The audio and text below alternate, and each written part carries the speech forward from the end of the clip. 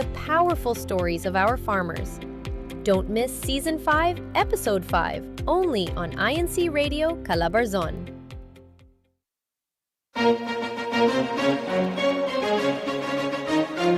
This is INCRadio, DCEM 954, the voice of truth, the official radio station of the Church of Christ or Iglesia ni Cristo.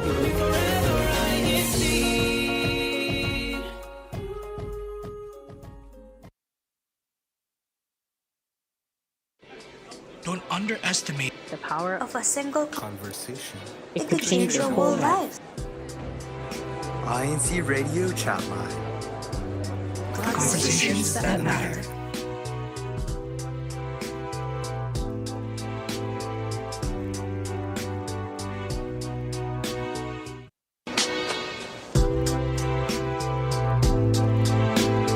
Hello everyone. Welcome to another episode of INCRadio Chatline. I am your host for tonight, Elson Javela Cruz, live here from Chicago, Illinois. And yes, today, I don't know if you've seen the title, it says, why is making the first move scary? So that's what we're going to be talking about. We're going to be talking about our unrequited loves. No, just kidding.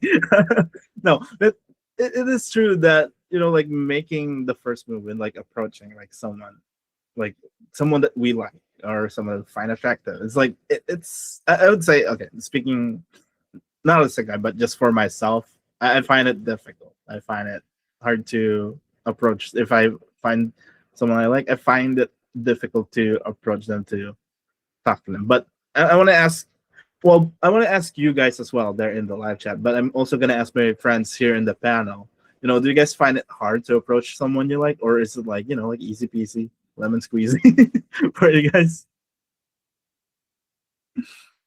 Nelly? Not Tracy? everybody at the same time now. I was about to say. Well, since you unmuted.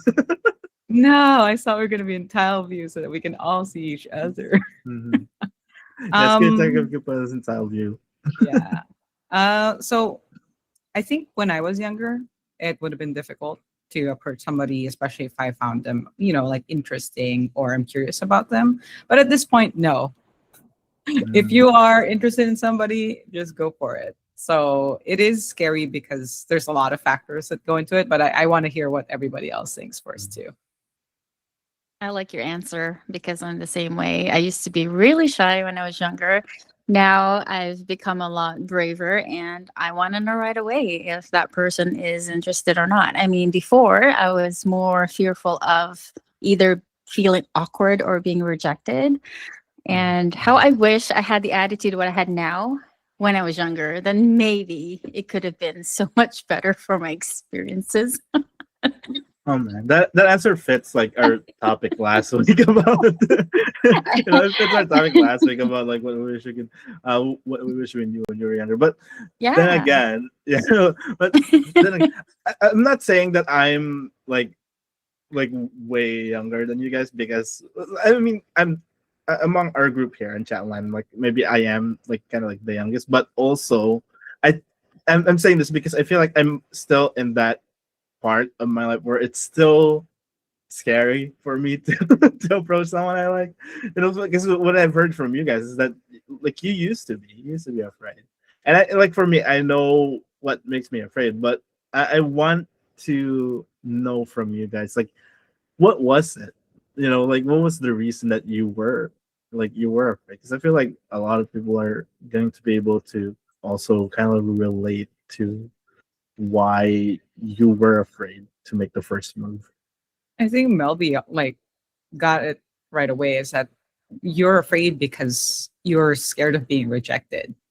And I think that's the main driver of hesitancy, because it feels like, especially when you're younger, you feel like every kind of like interaction you have with anybody and everybody is like high stakes. You feel like your entire social life hinges on the outcome of this one thing that you're about to do right now, when in reality, it isn't that way. And people will forget that, if somebody shot you down, okay, they'll forget about it in like 2 weeks and you'll be fine and you'll move on. But it's difficult in that moment because it feels like a high stakes situation for you. Absolutely right. I certainly agree with what Tracy said, because it boils down to really how we truly feel. And there were times where I felt awkward. I didn't know what to say. I wasn't very good at communicating back then. I was really shy. So just the feeling of what if I said the wrong word? What if he thinks of me this way? What if his friends think of me this way? So I was more worried about what others thought about me or what that person thought about me, instead of just me being me being able to open to have that conversation. And the only way we're going to know if we're compatible in the first place is if you communicate together. You get to know each other. You get to, I mean, if you can't even communicate, then what's the point of even just giving eye to eye contact if you can't say anything? So that in itself is already awkward. You're just then at that point you're just staring blankly. I've experienced that. I was lost for words. I'm like, but in my head it's like, oh my goodness, you're so good looking, you're very eloquent, you're very smart, you're admirable, but I can't keep up with you. I'm just here standing really awkward. No, they made me like self-conscious at the moment, because I'm like thinking now, were there moments where I was just staring? Like I had to look back now. Like, was there moments where I was just like staring, and like I feel like that would make me look weird. And speaking of looking weird, I feel like that's like one of like, I think my biggest like fears is just like, okay, like I'm afraid that like just in how I approach, like let's say I approach someone I like, is that the way, and I think Tracy mentioned earlier too, like when I'm talking, when I'm like talking to them, like I'm always worried that, like am I coming across as weird, like am I like kind of like out of touch? You're overthinking. Yeah, I'm overthinking, because like I'm always telling myself that in terms of like social abilities, is that my social abilities are horrible or bad. That's what why you I'm practice, thinking. EJ. Yes, Tracy, agree. Practice. The more you go and just kind of like go for it. I figure out what works for you and what doesn't work for you, then you'll get more comfortable at the next go. Easier said than done. That's true. It's easier said than done. I practice smiling in the mirror, by the way. Hey, you know what? At least you're practicing. That's how I learned. Smile, yeah. That's how I actually learned how to communicate better. I practiced a lot in front of the mirror. I would record myself. I would practice with my friends. I would read out loud, like anything I can do just so I can be consistent with my words. Because most of the time I'm just quiet. I want to say something, but I can't. I want to start a conversation, but I fall back. I fall back. And every time that happens, I feel bad. I regret. And when you have that opportunity, like what Tracy said, just grab it, because you won't know unless you try. And can you imagine if it's the first, let's say it's a first, like, I'm just going to throw an example. Like we have a district Kadiwa activity, for example, and you had your eye for someone. You just befriend that person, because through conversations, through friendships, that eventually something will blossom. And a lot of times that's how we know when we're compatible with the person, when that person is able to see right through us and we understand them, we can communicate, we have that trusting relationship with each other, and then we're able to just express ourselves with no hesitation. Then we know that something might spark in there somehow someday. But we won't know unless we're just waiting. We're just waiting. Don't wait. Waiting. Melby has a good segue to your next question. No, I would say especially, well, I want to get back on that waiting, but I just want to add, like, especially if you, and because I like what you said, that like befriend them first and foremost, especially if you've never talked to them. Like, don't approach with the sort of mindset that you're already gonna ask them out when you've never even had a conversation with them. Tony made a face. I'm waiting for Tony to see something. I made a face. I made a face because there are some people who can be very straightforward, where they are comfortable being able to say, "I'm interested in you, and I want to get to know you more." Like they flat out will state their intentions, and I've been taken aback by that because that happened to me sometime last year, and I was like, "Oh, okay," but I wasn't. I was like, I appreciate the thought. Mm-hmm. Oh It no, was- the snow got her. Cliffhanger. There we First go. time I've ever. We Tony, did we like met. Tony, you gave us a cliffhanger there. Your Yeah, you were internet, just like, yeah. We only heard I It does appreciate that. the thought, and then we That cut was off it. after that, You have to I- replay. Replay or re-say. Is that even a You word? gave us a cliffhanger. We're waiting. You have to repeat. There you go. You have to repeat what you said. Oh, she froze again. no, come back. My internet's going out, so maybe Yeah, I have to say this. I'm No. not sure, but but it's true though. There are some people who are straightforward, where they're like, I would like to, hang out sometime. So sometimes it doesn't always happen that way with with friendships. Like some people are very straightforward, and I'm like, oh, okay. I like I appreciate it, but I'm not interested. But thank you though. So I've been in situations like that, but I do agree with what Malvi said, is that you never know, like when you have a connection with someone. There's been so many situations where I'm bad at reading when someone is flirting back, or I'm bad at reading when someone is trying to give clues that they're interested, and it's later on that I'm like, oh, you liked me, I didn't know. Like, oh, You didn't like me that's where too, we I were didn't going. know. No, Tony, I would Yeah. say you're like a guy in that regard where, like, it's like, kind of like the stereotype that guys are bad at like reading signs. I would say you're like a guy in Yeah, that that's- regard where you're bad at reading signs. I'm bad because in my mind I'm just like, I really like this person and I feel like we're getting along well, but I'm just in total denial. Like, no, they're just being nice. No, Mhm. they're just, I totally downplay it. But then I would you say, never know unless you Mhm. bring it up at some point. Like I hey, would I'm say the like, I- denial. Yeah, the denial is sort of like, I would say it's kind of like, well, for me, the denial is like my way of not embarrassing myself, protecting myself in a way, because I don't want to assume wrong. Basically, I don't want to assume wrong. I don't want to assume that this person likes me and that I'm wrong. Like I feel like that's even worse than getting rejected. But is it worse than not finding out? That's the thing. That's the thing. So at what point, does waiting for that right moment, just becomes avoidance? Well, this Because- is where, if you, like I said, if you can't communicate, then you already know there's a gap. So one of you has to make the move, whether you choose to do it or the other person. But the thing is, we have to initiate comfort, meaning we have to make people comfortable around us. So when we're already acting awkwardly, it's written all over our face.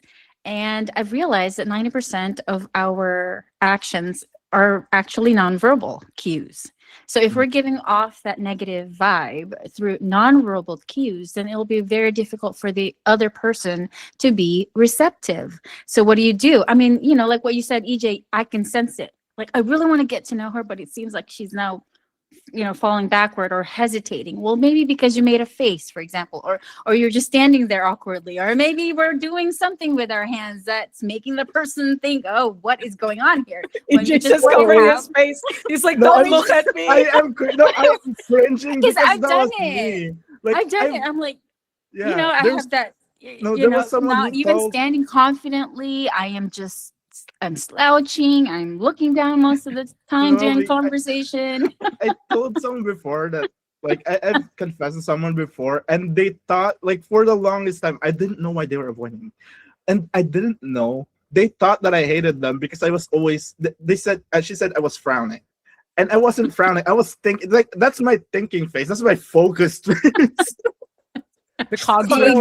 Exactly. Yeah, she thought I was angry, and I Yeah. didn't even know that I was making that face.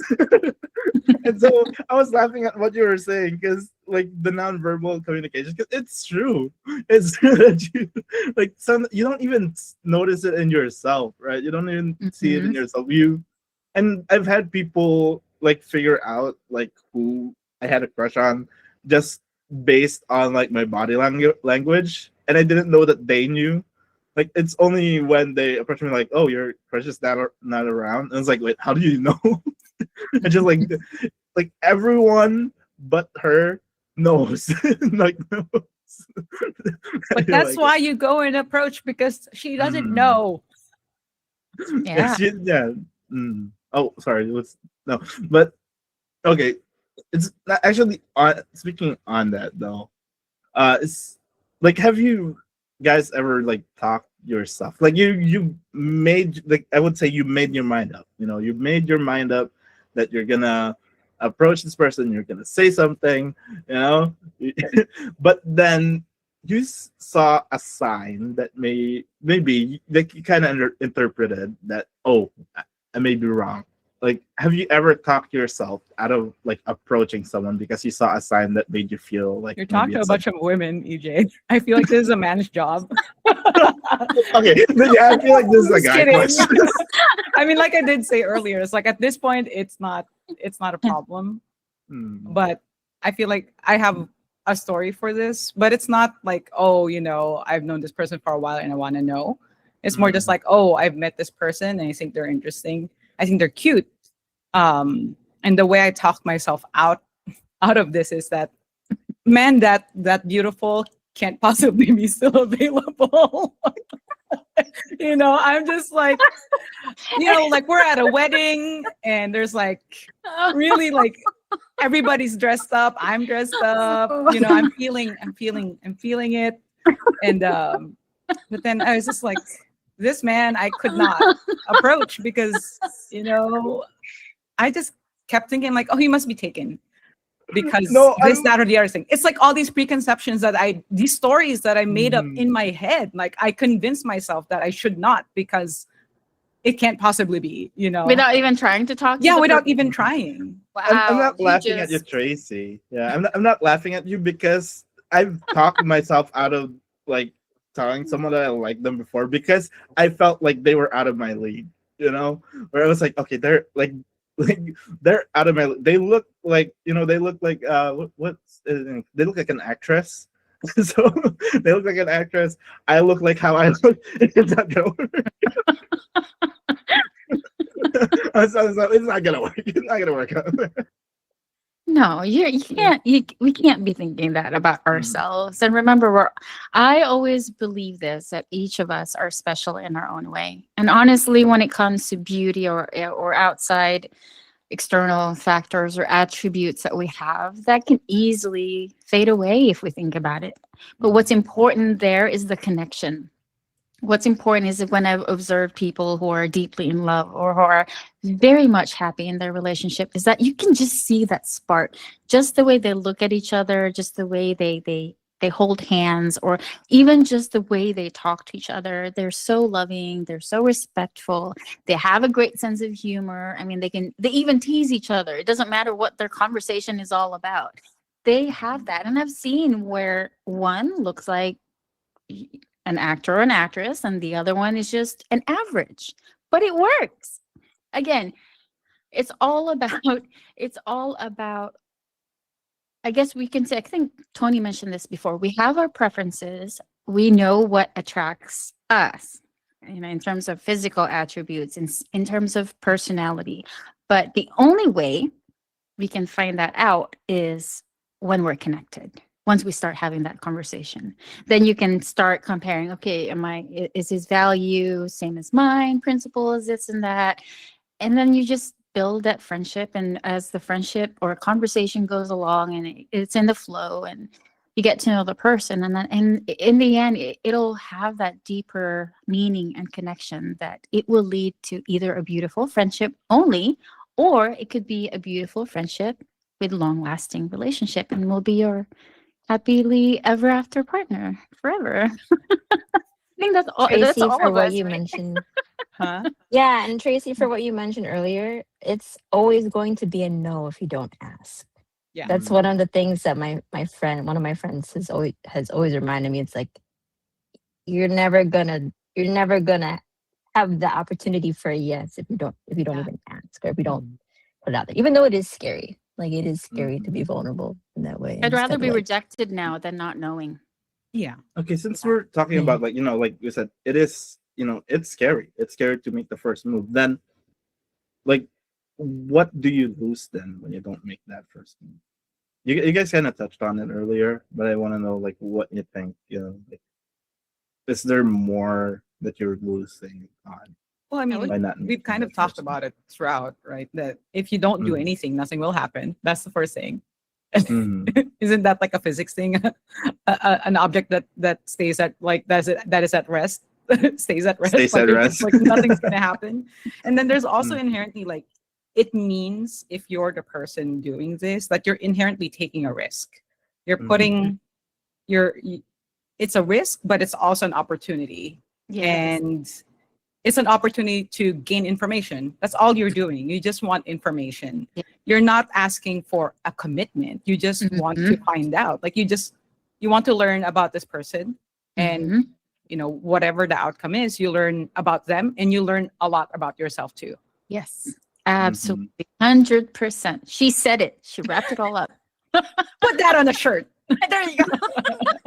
Wait, No, what do I put on the shirt? Which one? I don't know. There's so many words. I do want to. I do want to say like now I do. I do that. I know earlier I was mentioning like there were times where I hesitated. I still do. I still hesitate. But when it comes down to it, I feel like for me, I will say something. I will say something. I will confess, even if I know that for sure. Well, maybe not for sure. Maybe let's say 80-90% sure. Even if I'm like 80-90% sure that I'm gonna get rejected, I will still say something because you don't know the kind of like regret that you can have when you don't say something, and the kind of what ifs that you're going to be thinking of, like maybe weeks, months, years from now. Yeah, what if I going to just pop said up something? when you're trying to go to sleep? Yeah. Remember that one time you didn't say anything? You're gonna regret that, but you're not gonna regret like confessing. Like I don't have those like those like those 3 a.m. like that keeps you awake. Like the embarrassing things you did.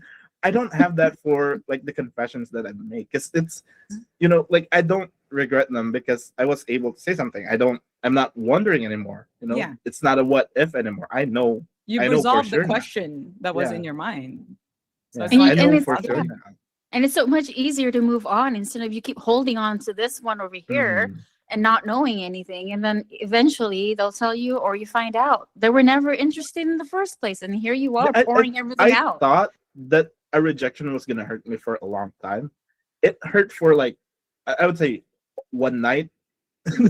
Like and when then I woke up the next on. day. Yeah, when I woke up the next day, I was like, you know what, I'm fine. Yeah. I'm fine. And I just went about my day. And, like it's such a short, I would say it's, okay, I will say maybe in the first few times, it will be scary. It might feel embarrassing, but as time goes by, it's not one of the things you're not gonna like making the move, confessing, saying something, approaching the person. It's not something that you're gonna regret down the line because you like what Chris said. You answered your question. You know the answer now. You're for sure. It might not have been a yes, but it was an answer. Like you had your closure. You had your answer.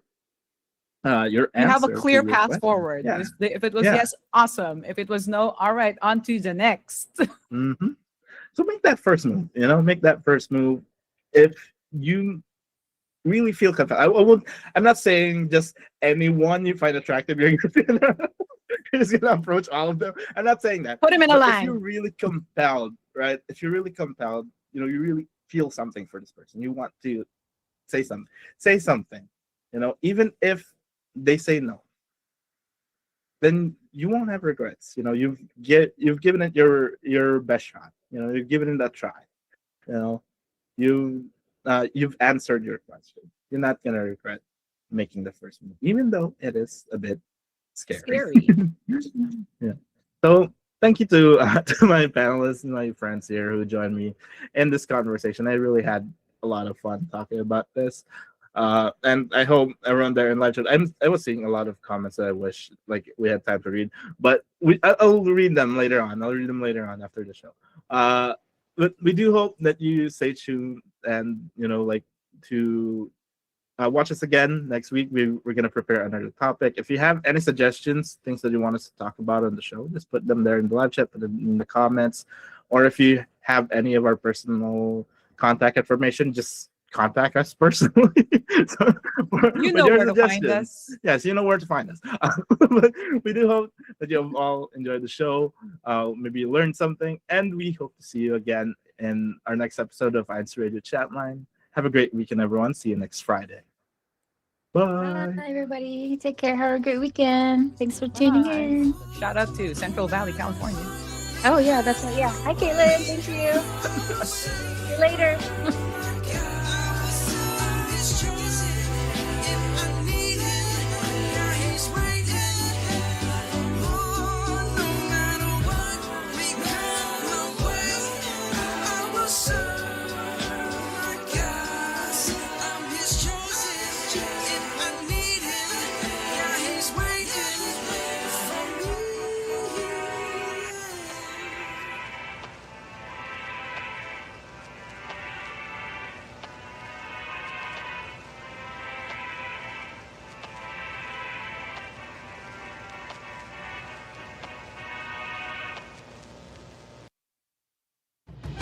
We've seen the a cappella performance of all the choir contestants from Luzon.